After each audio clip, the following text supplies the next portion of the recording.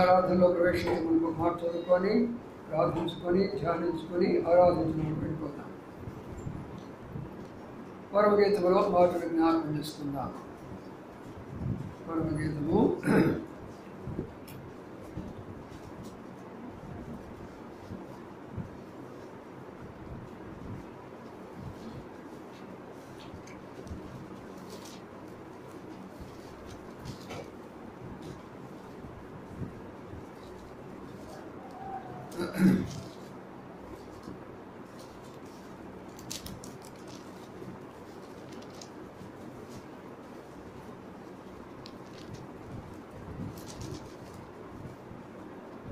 2వ అధ్యాయం 14వ వచనాన్ని అందరూ కలిసి చదువుకుందాం. పరమగీతము 2వ అధ్యాయము 14వ వచనము అందరూ కలిసి చదువుకుందాం. బండ సందులలో నా భావన, నేను వీడులను ఆశ్రయించిన భావన, నీ స్వరము మధురము, నీ ముఖము మనోహరము, నీ ముఖము నాకు కనబడనిమ్ము, నీ స్వరము నాకు కనబడనిమ్ము. చాలు చదవండి లేఖన భాగాన్ని భాష నుంచి దీవించిన కాక ప్రార్థన చేసుకుందాం. సమృద్ధి ప్రేమల మా పొడవు తండ్రి, నమ్మకాన్ని మా దేవానికి నమస్కరించారు. ఆరాధన కొరకై రాగల బిడ్డను బట్టి నమస్కరించారు. ఆరాధనలో పాల్గొన్న కొరకై పాటల్లో వచ్చిన అవకాశం బట్టి నమస్కరించారు. మీరు ఆరాధించగలను ప్రభావ, మేమేమై ఉన్నామో మీరు మాకేమై ఉన్నారో మేము గుర్తిరిగిన వారమై ప్రభావ హృదయపూర్వకమైన ఆరాధన మేము జరిగించే వారిగా సహాయం చేయమని వేడుకుంటూ మొదలైన మీద ఆసనాలను జ్ఞాపకం చేసుకొని ఆత్మను విషయించుకొని మీ దయల మాటల ద్వారా మమ్మల్ని సిద్ధపరచమని వేడుకుంటూ ఘనత మహిమ ప్రభావాన్ని గౌరవించుకోండి. యేసయ్య పరిశుద్ధ నామమున ఎవరు వస్తున్నారో వాళ్ళని తీసుకురమ్మని ప్రార్థిస్తూ స్తుతించి ప్రార్థించి కనపరిచి వేడుకుంటున్నాము తండ్రి. ఆమేన్. ఈ భాగాన్ని అనేక సందర్భాల్లో మనము ధ్యానిస్తూ వచ్చాము. ఇప్పుడు కూడా మరికొన్ని తలపులు చూసుకుందాం. ఇక్కడ పరమగీతము అనేది పర సంబంధమైనటువంటి గీతం, పరలోక సంబంధమైనటువంటి గీతం. చాలామంది ఈ పరమగీతాన్ని అర్థం చేసుకోలేక రకరకాలుగా వారు తప్పిపోతూ ఉంటున్నారు. అది బైబిల్లో ఉన్న గ్రంథాలన్నింటిలో కూడా ఆరాధనకు ఇంతకన్నా మించినది ఎక్కడ కూడా కనబడదు. ఎందుకనగా మరి ఒక ప్రియుడు ప్రియురాలు లేక ప్రభువైన క్రీస్తు వారు సంఘం, ఈ యొక్క 8 అధ్యాయాల్లో కూడా వారి యొక్క ఉన్నతమైనటువంటి సంబంధాన్ని తెలియజేస్తూ వస్తారు. అందుకని ఆ సంబంధాన్ని మనం అర్థం చేసుకుంటే తప్పగా ఈ యొక్క పరమగీతం మనం అర్థం కావడము చాలా కష్టమైన విషయం. అది ఇక్కడ ఏమంటున్నాడంటే ఆశపడుతూ ఉంటున్నాడు. ఏమంటున్నాడు? నీ స్వరము నా మధురము, నీ ముఖము మనోహరము, నీ ముఖము నాకు కనబడనిమ్ము, నీ స్వరము నాకు వినబడని. అంటే పరలోక సంబంధమైనటువంటి యొక్క ప్రభువు, సర్వలోకాన్ని సృష్టించినటువంటి ఆయన, రక్షించినటువంటి ఆయన, సంఘముగా సమకూర్చినటువంటి ఆయన ఏమిటి కోరుతున్నాడంటే నీ స్వరము మధురము, నీ ముఖము మనోహరము. అంటే దాని అర్థం ఏంటి? ఆయన మన ముఖాలను చూడాలని కోరుకుంటున్నాడు, ఆయన మన స్వరం కూడా వినాలని కోరుకుంటున్నాడు. అంటే దాని అర్థం దేవుని యొక్క ప్రజలు దేవుని ఇంటికి వచ్చినప్పుడు ప్రతి ఒక్కరి మీద ఆయన దృష్టి ఉంచుతుంది. వారి ముఖాలు చూస్తారు. ఎవరి ముఖము ఎలాగా ఉన్నది, ఎవరి ముఖము సంతోషంగా ఉన్నది, ఎవరి ముఖము దుఃఖంగా ఉన్నది, ఎవరి ముఖము బాధగా ఉన్నది, ఎవరి ముఖము వేదనగా ఉన్నది, ఎవరి ముఖము కలవరంగా ఉన్నది, ఎవరి ముఖము సమాధానంగా ఉన్నది. అందుకని దానిని బట్టి మన పరిస్థితిని చూపెట్టేసి ఆయన మనకి ఇవ్వాల్సినటువంటి ఇస్తాడు. అందుకొరకే మనము దేవుని యొక్క సన్నిధికి రావాలి. దేవుని సన్నిధికి ఎందుకు రావాలంటే మన ముఖాలను చూడాలని కోరుతున్నాడు ఆయన మొట్టమొదటిగా. రెండవదిగా నీ స్వరము మధురము అంటున్నాడు. స్వరము అంటే అర్థం ఏమిటనగా మన ప్రార్థన లేక మన యొక్క ఆరాధన, మధురమైనటువంటి ఆరాధన, మధురమైనటువంటి ప్రార్థన ఆయన మన దగ్గర నుంచి కోరుతున్నాడు. అంటే మన స్వరాన్ని వినాలని కోరుకుంటున్నాడు. ఈనాడు ఎన్నో సంఘాలు ఉన్నాయి, కానీ ఏ సంఘంలో కూడా వారి స్వరాన్ని వినిపించే అవకాశం ఇవ్వదు. దేవుని యొక్క కృపను బట్టి దైవజనుడు భక్సింగ్ గారికి ఇచ్చినటువంటి గొప్ప దర్శనము, ఈ సంఘంలో ప్రతి ఒక్కరూ వారి స్వరాన్ని ప్రభు వినిపించే యొక్క ధన్యత ప్రభు మనకి ఇచ్చాడు. కాబట్టి ప్రియమైన సోదరి సోదరులారా, మన స్వరము ప్రభువుకి ఎంతో సంతోషము, మన యొక్క ముఖము ఆయనకి ఎంతో మనోహరము. అందుకనైనా కోరిక ఏంటంటే మనలను ఎలాగా చూస్తున్నాడు అంటే ఒక పౌరులాగా చూస్తున్నాడు, ఒక పౌరులాగా చూస్తున్నాడు. పౌరు ఎలా ఉంటుందండి? ఏ రంగులో ఉంటుంది? తెల్లగా ఉంటుంది. అనగా సంఘం ఎలాగా ఉండాలి? పరిశుద్ధముగా ఉండాలి. అందుకని ఇక్కడ ఎలాగా చూస్తున్నాడంటే నా సంఘము పరిశుద్ధముగా ఉండాలి. రెండవదిగా పౌరముకున్న మరొక లక్షణం ఏం తెలిసిన, ఎక్కడ కూడా అశుభ్రత, చెత్త, చెదార్థము, గురికి బురద ఉంటే తప్పించుకొని వెళ్ళిపోతాం. పౌరులు ఉన్న రెండో లక్షణం అది. కాబట్టి దేవుని యొక్క ప్రజలైన మనము వారంలో ఆరాధించాలన్నప్పుడు ఈ వారములు అనేకమైన మురికి, చెత్త, చెదార్థము వారవంతం అని వెంట పడుతూనే ఉంటుంది. మన ఇళ్లలో, మన ఆఫీసులలో, మనం వెళ్ళే స్థలాల్లో, అన్ని స్థలాల్లో కూడా మనం వెంట పడుతూనే ఉంటుంది. వాటన్నిటినీ తప్పించుకుంటా ఉంటుంది పౌరును. మూడవది, పౌరుకున్న మరొక లక్షణం ఏంటి తెలిసిన? మీకున్నదో తెలుసు కానీ నేను ఎప్పుడు నా గదిలో పడుకుంటే కిటికీ దగ్గరికి వస్తూ ఉంటుంది. ఉదయాన్నే వచ్చి నన్ను లేపేది పౌరమే. ఆ కిటికీ దగ్గరికి వచ్చి ఒకటే పనిగా మురుగుతూ ఉంటుంది. అప్పుడు ఆహా, నేనేమనుకుంటా అంటే దేవుడే పంపించడాలంటే పౌరము. ప్రతిరోజు అక్కడ చెట్లు ఉన్నాయి కదా, మీకు తెలుసు, నా ఇంటి నానుకోనే చెట్లు ఉంటాయి. ఆ చెట్టు వెనుక వచ్చి ఉంటుంది. అక్కడ నుంచి అనమాట అదే పనిగా అంటే ఎప్పుడు పౌరము మొరపెట్టే స్వభావము. ఎప్పుడు పౌరముండే స్వభావం ఏంటంటే తన దుఃఖంతోటి, తన వేదనతోటి, తన బాధతోటి, కన్నీటితో ఉంటుంది పౌరం ఎప్పుడు కూడా. ఏమైనా సోదరి సోదరులారా, దేవుని సంఘము ఎప్పుడు కూడా నీరుతో, ఆనంద బాష్పాలతో మనం ఉండాలి అనేది తెలియజేస్తున్నాను. అందుకని ఏమంటున్నానంటే నీ ముఖము నాకు కనబడాలా, నీ స్వరం నాకు కనబడాలా, నీవు నాకు ఒక పౌరమేమి, నీ ఒక పౌరమే, పౌరుతో నేను పోలుస్తున్నాను. చూసారా పిల్లలు? అందుకనే ఈ సంఘము పౌరము గ్రద్దగా పోల్చలా, పొంగగా పోల్చలా, వాతుగా పోల్చలా, ఇంకా పెద్ద మంచి ఉన్నాయి కదా, నెమలి ఎంత అందంగా డ్యాన్స్ వేస్తుందో దాన్ని పోల్చవచ్చు కదా. ఆకి ఎంత పెద్దగా వస్తుందో దాన్ని పోల్చవచ్చు కదా. సంఘాన్ని దేన్ని పోలుస్తున్నాడు చెప్పండి? పౌరానికి పోల్చి. పౌరం చాలా చిన్నది, అది ఆయనకు శ్రేష్టమైనటువంటిది. అందుకని ఇక్కడ ఈ సంఘము ఎందుకు పౌరాన్ని పోలుస్తుందంటే పౌరము పరిశుద్ధాత్మకు గుర్తు. పౌరము పరిశుద్ధాత్మ గుర్తు. ప్రభు యేసు క్రీస్తు వారు బాప్తిసం తీసుకుని బయటికి రావడంతోనే ఎందుకు వచ్చింది? పైనుంచి గ్రంథ దిగి వచ్చిందా? ఎందుకు వచ్చింది? పౌరం దిగి వచ్చింది. పరిశుద్ధాత్మకు గుర్తు అనేది అర్థం ఏంటనగా సంఘాలు అనేకమైన లోకాలు ఉంటాయి, కానీ పరిశుద్ధాత్మ కలిగిన సంఘంలో దానికి మాత్రమే పౌరం పడతాయి. బాగా అర్థం చేసుకోవడానికి ప్రయత్నం చేయండి. లోకములు అనేకమైన సంఘాలు ఉంటాయి, కానీ పరిశుద్ధాత్మ ఉండదు. ఎక్కడ పరిశుద్ధాత్మ ఉంటుందో అక్కడ సమాధానం ఉంటుంది. ఎక్కడ పరిశుద్ధాత్మ ఉంటుందో అక్కడ నీతి ఉంటుంది.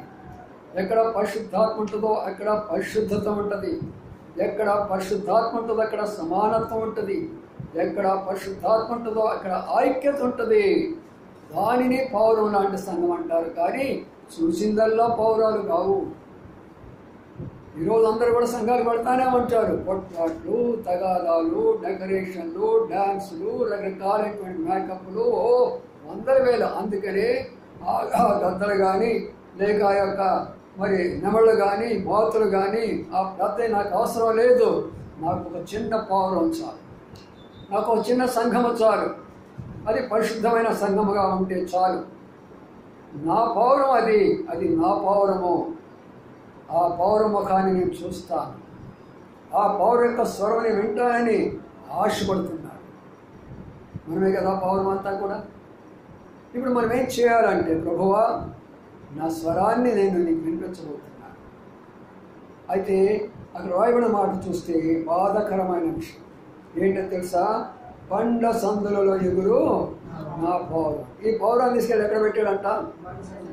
బండ సందుల్లో పెట్టాడు. బండ చాలామందికి బండ అంటేనే తెలియదు.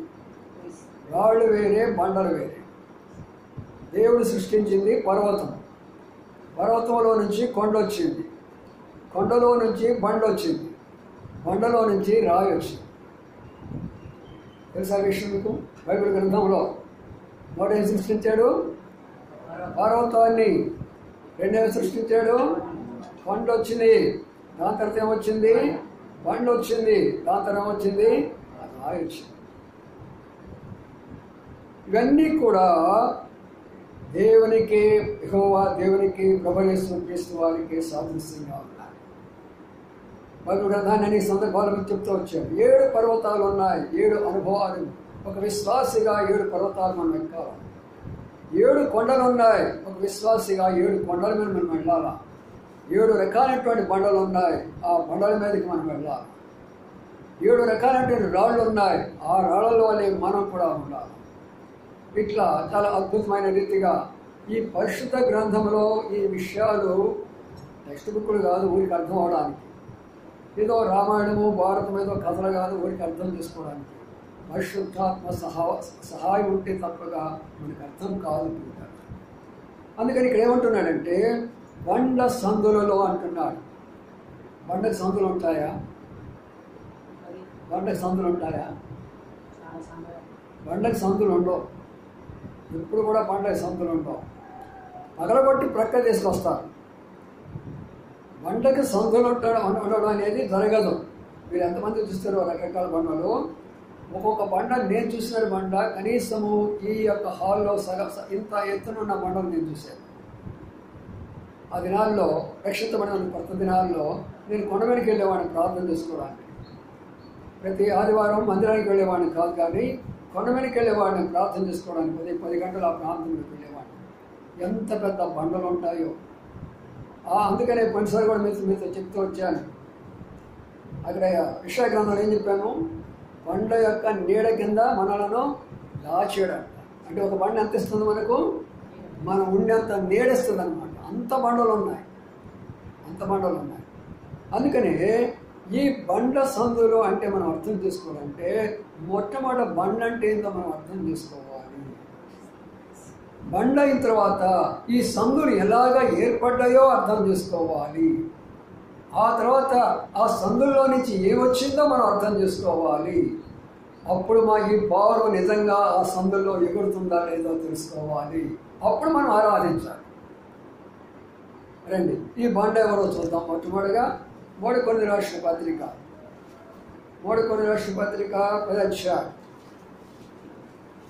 3 కొరింథీయులకు 10వ అధ్యాయం చూడండి, 4వ వచనము. అందరం కలిసి చదువుకుందాము. దయచేసి బైబిల్ తీసుకోనండి. అందరూ కలిసి చదువుకుందాం. 4 అందరూ ఆత్మ సంబంధమైన పాలన చేసి ఏదైనా తమను వెంబడించిన ఆత్మ సంబంధమైన బండలోనిది త్రాగి ఆ బండ క్రీస్తే. బండ చెప్పండి, క్రీస్తే. అనేక రూపాలు ఉన్నాయి ప్రభు అయినటువంటి యేసుక్రీస్తు వారికి. మరి ఆయన ఒక రూపం మాత్రమే బండ. అనేక సార్లు మీతో చెప్తూ వచ్చాను. అది ఆయన రూపమే, నీరు ఆయన రూపమే, మేఘము ఆయన రూపమే, ఒక వృక్షము ఆయన రూపమే, పౌరము ఆయన రూపమే. అనేక రూపాలు ఉన్నాయి దేవుని యొక్క వాక్యములు. అయితే ఇక్కడ ఆయన రూపం ఏంటంటే బండ. ప్రతిసారి ఆరాధన చేయకుండా మొట్టమొదటిగా ఆరాధన అంటే అర్థం చేసుకోవాలి. అంటే ఆరాధనలో ప్రభు యొక్క గుణలక్షణాలు తెలుసుకోవాలి. దేవుని యొక్క గుణలక్షణాలు తెలుసుకోవాలా? ఆ లక్షణాలు మనకి ఎంతవరకు సహాయపడ్డాయి అన్న వారు మాత్రమే నిజమైన ఆరాధన చేస్తారు. ఆరాధనకి ఏదో వర్తమానాలు ఇస్తూ వస్తూ ఉంటారు జనాలు. అలా కాదు. ప్రభు ఏమై ఉన్నాడో అది స్తుతించడము అంటారు. ఆ ఏమై ఉన్నాడు, మనకి ఏం చేశాడో అది కృతజ్ఞత అంటారు. ఈ రెంటిని కలుపుకునేదే కృతజ్ఞతాస్తుతులు చెల్లించాలి అంటాడు. అంటే ఆయన ఏమై ఉన్నాడో స్తుతి, ఆయన ఏం చేశాడో కృతజ్ఞత. అందుకనే ఇక్కడ మనం ఈ రోజున ఆయన బండ సందులు 7 రకాలైనట్టు ఉన్నవి. అన్నిటి మనం చూడలేము. క్లుప్తంగా 2-3 చూసుకొని ఆరాధనకు వెళ్ళిపోతాం. ఈ బండ అనగా ప్రభువైన యేసుక్రీస్తు వారు. ఈ బండ ఏమొచ్చింది, ఎలాగా కొట్టబడింది, ఇందులో సందులు ఏర్పడడానికి కారణం ఏమిటి, ఆ సందులో నుంచి ఏమొచ్చింది, ఒక్కొక్కరు కూడా మనం జరుపుకుంటూ పోదాం. రండి, 3 దానికి వెళ్ళిపోతున్నాము. 3 దానికి నిర్గమాకాండం 17వ అధ్యాయం. నిర్గమాకాండము 17వ అధ్యాయంలో ఈ మాటను మనము అందరికి కలిసి చదువుకున్నాం. మాట 6వ వచనాన్ని అందరికి కలిసి చదువు. ఇదిగో అక్కడ హోరేబులోని బండ మీద నేను మీకు ఎదురుగా నిలుచులను.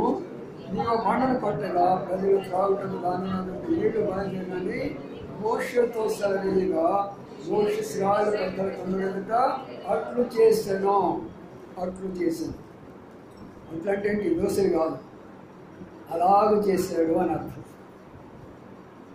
ఇలాంటి ఎవరొస్తులు బైబిల్ చదువుకుంటూ ఆదికాండం చదువుతూ నోహు అట్లు చేశాడంట. అమ్మా, నోహు అట్లు చేసాడంట. ఏమనుకే వాళ్ళ అమ్మ లేదా లేదా భార్య లేదా, ఆయన ఎందుకు చేశాడన్నమాట. చూసారా? అట్లాంటి ఆటలు కాదు, అలాగే చేశాడు. అలాగే చేశాడు. కాబట్టి ఇక్కడ ఏముంది? బండ. ఎక్కడ ఈ బండ? అరణ్యంలో ఉన్న బండ, హోరేబు దగ్గర ఉన్నటువంటి బండ. ఈ బండ ఎక్కడ ఉన్నది? అరణ్యంలో ఉన్నది. అరణ్యం అంటే ఏమిటి? ఈ లోకమంతా కూడా అరణ్యమే. ఈ లోకంలో ఉన్న ప్రజలందరూ కూడా అరణ్యానికి సాదృశ్యమే. ఈ లోకంలో ఉన్న వారు అందరూ కూడా రకరకాలైనటువంటి జంతువుల్లాగా, పక్షుల్లాగా ఎగిరిపోయేవారు, జంతువుల్లాగా మూర్ఖులుగా ఉండేటటువంటి వారు, పశువుల్లాగా ప్రవర్తించినటువంటి వారు, హంతకులుగా, దుష్టాత్ములుగా, దుర్మార్గులుగా, అన్యాయము, అక్రమం, అనేకమైనటువంటి కార్యాలు చేసే వారందరూ కూడా ఈ అరణ్యానికి సాదృశ్యంగా కనబడుతున్నారు. ఇటు అరణ్యము దగ్గర ఒక పర్వతం ఉన్నది, హోరేబు పర్వతము. ఆ పర్వతములో నుంచే ఈ బండ బయటకు వస్తున్నది. అనగా ఈ లోకం యొక్క దేవుడు అంటూ ఒక ఆయన ఉన్నాడు.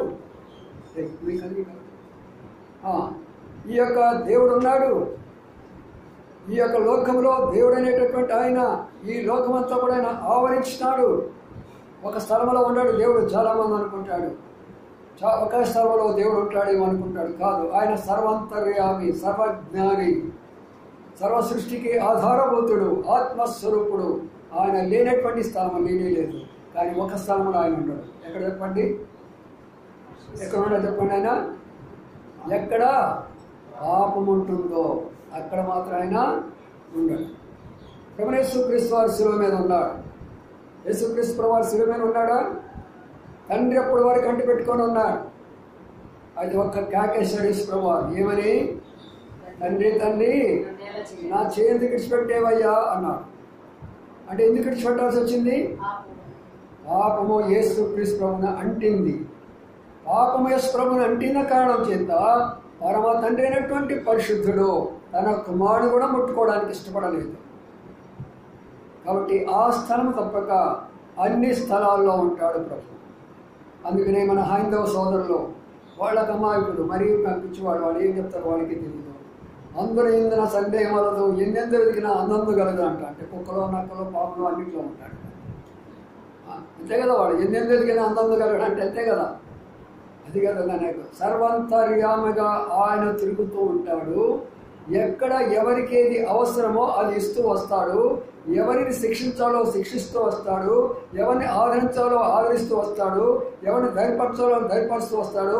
ఎవరికి తోడుగా ఉండాలో వారికి తోడుగా ఉంటూ వస్తాడు. అదే కానీ కుక్కలో ఉన్నాడు, నక్కలో ఉన్నాడు, గోడలో ఉన్నాడు, రాతిలో ఉన్నాడు, రప్పలో ఉన్నాడు అంటే రా ఇసిరి అవతల వేసేసిన అవతల దేవుడు ఇసిరేసినట్టేనా? పడ్డాడు అవతల పోయి. చెట్టులో ఉన్నాడు, చెట్టు నరికేసేసాము. మరి నరికినట్టేనా దేవుణ్ణి? ఆయన దృష్టి, ఆయన సన్నిధి ఈ సర్వలోకమంతా కూడా సంచారం చేస్తుంది కాబట్టి ఆయన సర్వాధికారి, సర్వజ్ఞాని, ఆయన సర్వంతర్యామి. అందుకని నా ప్రియమైన సోదరీసులారా, మనం ఆరాధించమనుకో ఆ బండ అరణ్యములో ఉన్న బండ, ఆ బండ హోరేబు దగ్గర ఉన్నటువంటి బండ, ఆ బండను ఇప్పుడు ఏం జరుగుతున్నదంటే మోషే తన ప్రజలను నడిపిస్తున్నాడు. లేక సేవకులు తన ప్రజలను నడిపిస్తుంటున్నాడు. మధ్యలో వాళ్ళకి దాహం అయిపోయింది. ఇప్పుడు దాహం అయితే ఏం చేయాలా? దాహం అయితే అరణ్య ప్రాంతమే. ఎక్కడి నుంచి వస్తాయి మనకి? ఇప్పుడు నీళ్ళలోకి వస్తాయి. సనగడము మునగడం మొదలుపెట్టారు. ఏమయ్యా మోషే, ఎందుకైనా మమ్మల్ని నడిపించింది ఇక్కడ, ఎందుకైనా మమ్మల్ని బయటికి తీసుకొని వచ్చింది ఇక్కడికి, ఏమీ మమ్మల్ని ఎందుకు ఇట్లా చేశారు మీరు? అక్కడే ఉంటే బాగుంటుంది కదా మాకు. ఎందుకు యేసు ప్రభువుని నమ్మారు? ఎందుకు మమ్మల్ని సంఘంలోకి రమ్మన్నారు? ఎందుకు మా బాప్తిసాలు ఇచ్చారు? ఎందుకు మా కష్టాలు, మా బాధలు మేమేదో మా యొక్క గుడి గోపురంలో తెచ్చేవాళ్ళం కదా అని వాళ్ళు లేరు. ఈ రోజులో కష్టాలు వచ్చినప్పుడు ఓర్చుకోలేము కదా.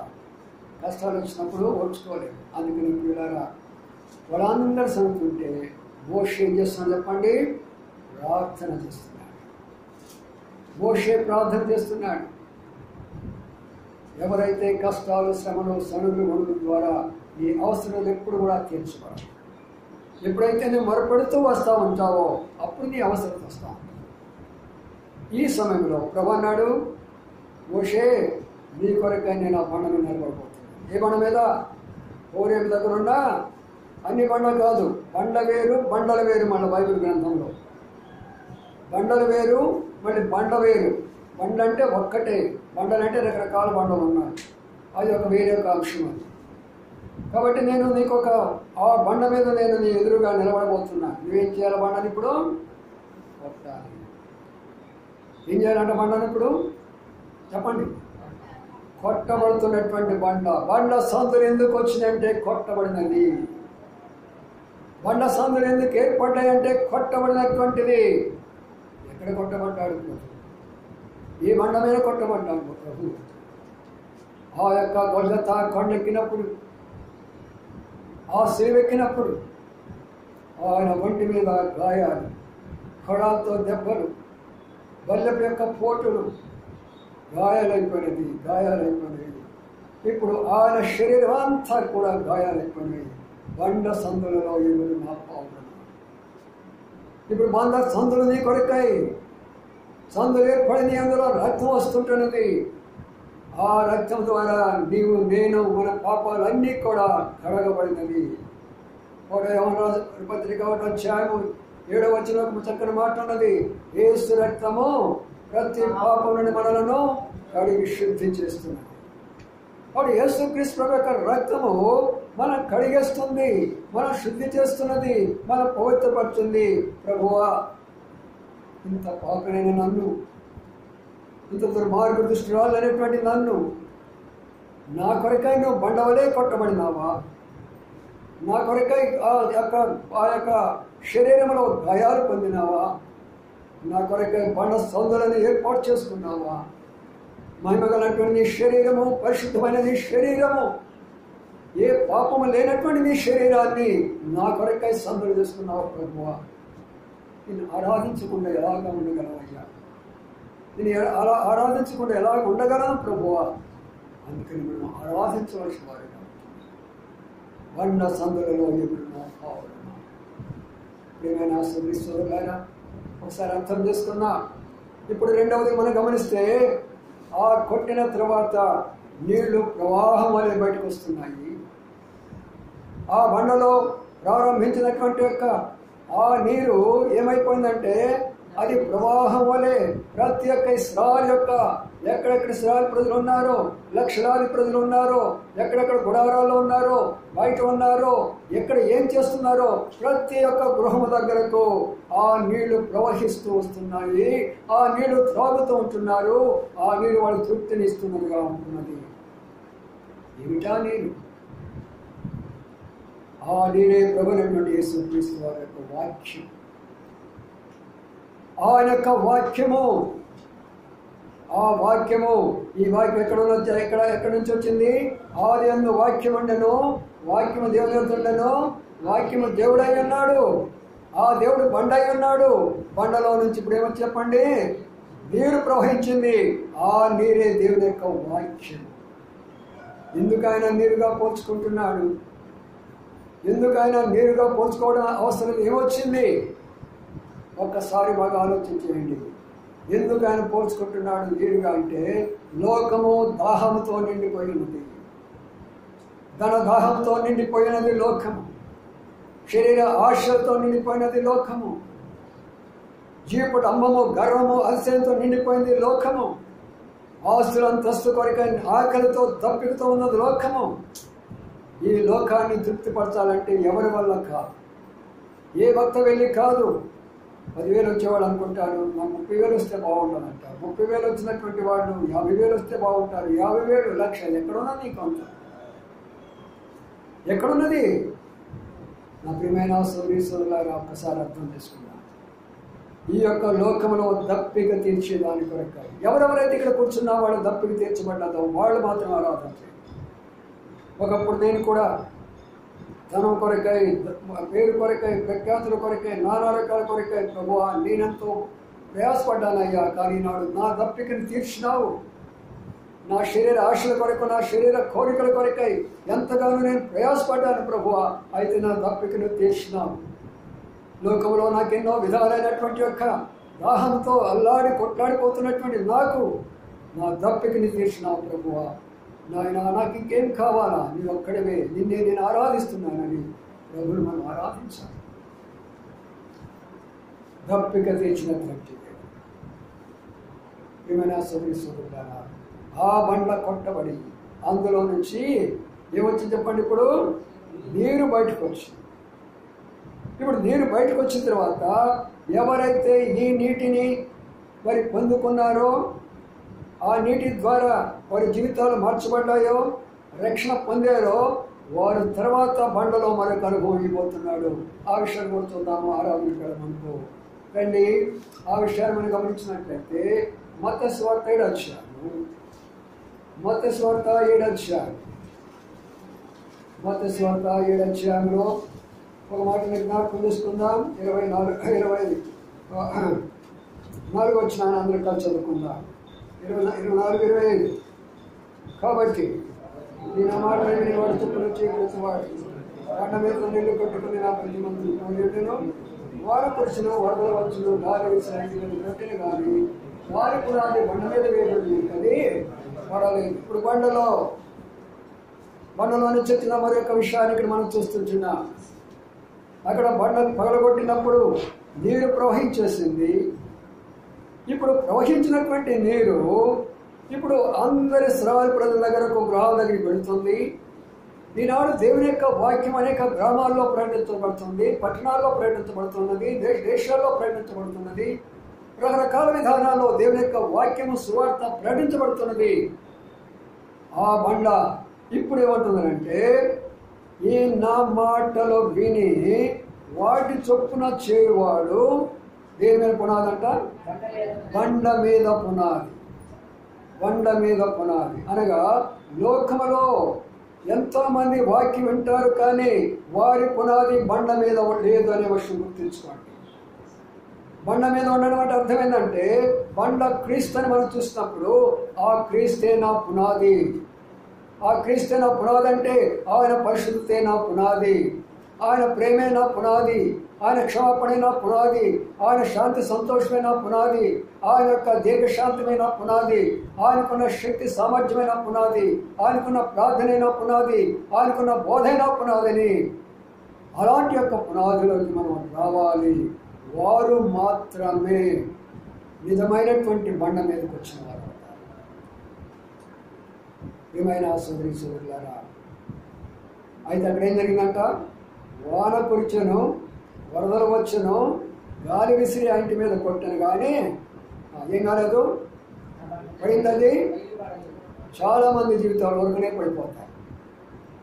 రక్షించబడాలని చెప్పుకుంటారు, ప్రభు దగ్గరికి వచ్చామని చెప్పుకుంటూ ఉంటారు, కానీ వారు వెంటనే పడిపోతూనే ఉంటారు, ఉరుకునే పడిపోతూనే ఉంటారు.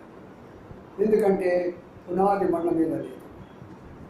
వాన వస్తుంది, కొన్నిసారి కూడా చెప్పారు. వాన అంటే ఏంటి చెప్పండి? మనలను తడిపేసినటువంటి పరిస్థితి, మనకు కన్నీటి తెప్పించే పరిస్థితి, మనం మునిగిపోయేటటువంటి పరిస్థితి.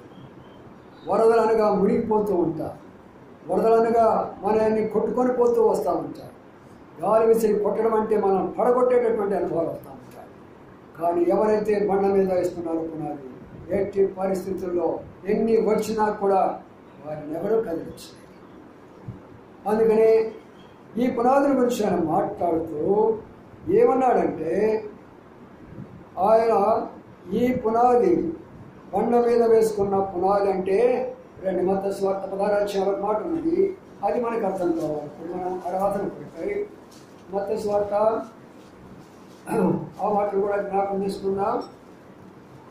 మత్తయి సువార్త 16 ఇక్కడ ఒక మాటలు మనం జ్ఞాపకం చేసుకుంటే ఆయన మాట్లాడుతున్నాడు. 18వ వచనము అందరికీ చదువుకుందా? 18. మరి నువ్వు పేతురువి, ఈ బండ మీద నా సంఘము కట్టును. చాలా మంది తెలియకేమనుకుంటే పేతురు బండ పేతురు బండ పేతురు బండ అంటే పేతురు బండ కాదు, పేతురు రాయి, మన సజీవమైన రాళ్ళని. కాబట్టి ఇప్పుడు ఈ బండ నీవు పేతురువి, ఈ బండ మీద మన సంఘం కడతానంటే ఇప్పుడు ఈ పునాది లేక మన సంఘము దేని మీద కట్టబడాలా? బండ మీద కట్టబడాలి. బండ మీద కట్టబడిన సంఘాలు, ఇసుక మీద కట్టబడుతున్న సంఘాలు భూలోకంలో ఉంటున్నాయి. ఎవరైతే చిన్న చిన్న వాటికే విశ్వాసంలో కోల్పోతున్నారో, చిన్న చిన్న వాటికే ఐకమత్యం కోల్పోతున్నారో, చిన్న చిన్న వాటికే దైవ దర్శనాన్ని కోల్పోతున్నారో వారందరూ కూడా ఇసుక మీద పునాది. అయితే బండ మీద పునాది ఎలాగుంది చెప్పండి? కదల్చబడాలి. దేవుని యొక్క సంఘంలోకి మనం నడిపించాడు. ఈ రోజున పేతురుకి ఇచ్చిన దర్శనము ప్రపంచంలో మొట్టమొదటి దర్శనము, సంఘ దర్శనము పేతురుకి ఇవ్వబడింది. అపోస్తుల కార్యం 2:42 అపోస్తుల బోధయందు, సహవాసమందు, రొట్టె విరుచుడందు, ప్రార్థన చేయడందు ఎడతెగకున్నటువంటి పునాది. బండలో నుంచి సంఘం వస్తున్నది, బండలో నుంచి వాక్యం వస్తున్నది, బండ పగలగొట్టబడుతూ వచ్చినది. అందుకని నాడు మనం ఏం చేయాలా? ప్రభువా నేను స్తుతిస్తూ ఉంటున్నాను. నేను నా యొక్క పునాది బండ మీద వేసుకున్నాను. 3 పునాదులు ఉన్నాయి బైబిల్ గ్రంథంలో. మొదటి పునాది మన వ్యక్తిగతమైనటువంటి పునాది, 2వ పునాది మన కుటుంబ సంబంధమైనటువంటి పునాది, 3వ పునాది మన సంఘం సంబంధించినటువంటి పునాది. ఈ 3 పునాదులు సరిగా ఉంటే పరలోక పునాదిలో ఉంటాం. ఈ 3 పునాదులు కానీ సరిగా లేకపోతే ఈ పరలోక పునాదులకు వెళ్ళాలి. అందుకని మాటలు అర్థం చేసుకోండి జాగ్రత్తగా ప్రతి ఒక్కరికి కూడా. వ్యక్తిగతమైన పునాది అంటే ఫిబ్రవరి పత్రిక 6 అంటున్నాడు, వెచ్చి వక్రియలు వెచ్చి మారు మనసు పొంది బాప్తిస్మం తీసుకోవాలన్నాడు. దానిని మొదటి యొక్క మన పునాది నిర్జీవ క్రియలు విడవాలా, మనసు మార్చుకోవాలా, బాప్తిసం తీసుకోవాలా. ఇది వ్యక్తిగతమైన పునాది. కుటుంబ పునాది ఎఫెసీయుల రాసిన పత్రిక 5వ అధ్యాయం అంటున్నాడు 24 నుంచి, భర్తలారా భార్యలను ప్రేమించుడి, భార్యలారా మీ భర్తలకు విధేయులై ఉండుడి, కుమారులారా మీ తండ్రిని సన్మానించుడి. ఈ పునాదులు కానీ ఉంటే ఆ కుటుంబాలన్నీ పరలోకంలో ఉంటాయి. భర్తలుగా ప్రేమించే బాధ్యత, భార్యలుగా విధేయత చూపించే బాధ్యతగా, బిడ్డలుగా తల్లిదండ్రులను గౌరవించే బాధ్యతనే కుటుంబ పునాదిగానే ఉన్నంటే పరలోకంలో మనమే. మూడవది సంఘ పునాది. అపోస్తుల యొక్క బోధ, అపోస్తుల యొక్క సహవాసము, రొట్టె విడిచుట, ప్రార్థన చేయుట అనేటటువంటి యొక్క శ్రేష్టమైన దర్శనంలోకి నేడు మనం రాగలిగే. నేను అందుకు అనుకుంటాను, ఈ రోజున కాదు ఎంతో కాలం నుంచి అనుకుంటాను. బహుశా అనేక సంఘాలకు నేను వెళ్ళాను. బాప్టిస్టు కానీ, లోదన సంఘము కానీ, బ్రదరన్ సంఘము కానీ, పెంటెకోస్తు సంఘము కానీ. ఎందుకంటే నేను వాక్యం చెప్తాను కాబట్టి అన్ని సంఘాలను నన్ను పిలిచేవాడు. అన్ని సంఘాలకు వెళ్ళేవాడిని, వాక్యం చెప్పేవాడిని. కానీ ఏనాడు కూడా అక్కడ ఉండాలని తిరిగి తిరిగి తిరిగి ఎక్కడికి వచ్చేవాడంటే దుప్పి నీటి వాగులకు ఆశపడినట్టు తిరిగి ఇక్కడికి వచ్చేవాడు. ఎందుకంటే దేవుడు మనకి ఇచ్చినటువంటి ఉన్నతమైనటువంటి యొక్క 30 అంతలుగా 60 అంతలుగా 100 అంతలుగా ఫలభరితమైనటువంటి సంఘ దర్శనము, ఒక బైబిల్ చించివేసినటువంటి వ్యక్తి, క్రైస్తవులను బాధించినటువంటి వ్యక్తి, అనేకమైనటువంటి విషయాల్లో దేవునికి ఇష్టమైన కార్యాలు చేసిన వ్యక్తిని దేవుడు ఏర్పాటు చేసుకొని అన్య జనులకు వెలుగుగా ఉంచుకొని ప్రపంచాన్ని కదిలించినటువంటి గొప్ప దైవుల బాక్సింగ్ గారు కళ్ళతో చూశాను, ఆయనతో ఉన్నాను, ఆయనతో తిన్నాను, అన్నీ చూశాను. కాబట్టి ఈనాడు ఆ దర్శనం ఉంచావు ప్రభువా. నా సంఘం చిన్నది కావచ్చు, లేక చిన్న మంద కావచ్చు, ఈ మందనే నీ దగ్గర పెట్టేస్తాను ప్రభు. నాకు అప్పగించిన మందను నీ దగ్గరికి అప్పగించేసేస్తాను ప్రభు. నా పౌరం అన్నావు కదయ్యా, ఈ పౌరాన్ని నీకు అప్పగిస్తాను. అందుకని ప్రియమైన సోదరులారా, ఆ బండ ఈనాడు మనము ఆ పునాదులకు మనం వచ్చినాం. కాబట్టి వచ్చిన మనం ఏం చేయాలి? ఆత్మ చదువుకొని ఆరాధన చేసుకుందాం. కీర్తన గ్రంథము 40వ అధ్యాయం. కీర్తన గ్రంథము 40వ అధ్యాయంలో మరి కొన్ని విషయాలు చూసుకున్నాము. ఒక విషయాన్ని చూసుకొని మనము ఆరాధనకు వెళ్ళిపోతాం. కీర్తన 40వ అధ్యాయంలో ఇంకొక మాటను మనం జ్ఞాపకం చేసుకుందాం. చదువుదాము. 2వ వచనాన్ని కలిసి చదువుదాం. నాశనకరమైన గుండెల నుండి, జిగడగల తమ ఊళ్ళ నుండి ఆయనను పైకెత్తాను. నా పాదముల బండ మీద నిలిపి నా అడుగులు స్థిరపరచను. తనకు స్తోత్రూపమగు కొత్త గీతమును మన దేవుడు నా నోట ఉంచాను. అది ఆరాధన. చివరి మాట, ఆరాధన చేయకముందు మన మన పాదాలు ఎక్కడ ఉన్నాయి? బండల మీద ఉన్నాయి. అంటే ఇక్కడ ఒక్కసారి అర్థం చేసుకోనండి, ఏ దేవుడైనా లోకంలోకి వచ్చినటువంటి వాడు ఈ మాట చెప్పగలిగినారా? మన పాదాల కింద దేవుడు ఉండడం ఏంటి? భూమాత భూమాత భూమాత అంటాం కదా, మన పాదాల కింద ఉండదా? ఉండదా? భూమాత అని అందరు కొలుస్తాడు కదా, మరి అందరు చెబుతానే పోతారా భూమాతాన్ని? సమస్తాన్ని సృష్టించి మన పాదాల కింద ప్రభువే పెట్టాడు. పంచభూతాలను మనకిచ్చాడు, మన పాదాల కింద పెట్టాడు. అందుకని ఆయన ఏమంటాడంటే, ఎంతగా తగ్గించుకుంటున్నానంటే నా ప్రియమైన కుమారుడా, నా ప్రియమైన కుమార్తె, నా దేవదూతలకు ఇవ్వలేనటువంటి ఆ భాగ్యాన్ని, లేకపోతే నాతో ఉన్న షెరుపులు కెరుపులో ఉన్నటువంటి భాగ్యాన్ని, నాతో ఉన్నటువంటి కోటతో ఉన్నటువంటి భాగ్యాన్ని నేను ఎందుకు ప్రేమించాను అంటే, నా రూపం నీకు ఇచ్చాను. అంతేకాదు నా శ్వాస, నా ప్రాణమంతా నీవే. నా ప్రాణం దేవదూతలు కాదు, నా ప్రాణం పక్షులు కాదు, నా ప్రాణం పశువులు కాదు, నా ప్రాణం మృగం కాదు, నా ప్రాణం నీవేనయ్యా. అందుకొరకు నీవు నా కుమారుడివే. చిన్నప్పుడు చెప్పండి, మీరు కుమారుని ఎక్కడ ఎక్కించుకున్నారయ్యా?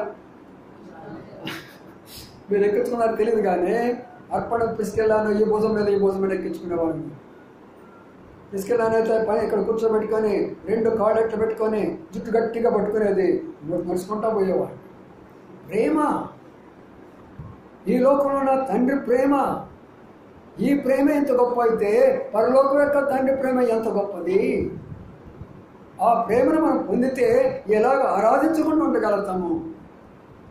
నాకు దొంగ ఊబిలో నుంచి బయటకు తీసుకొచ్చావు, జిగట మన్నలో నుంచి బయటకు తీసుకొచ్చావు.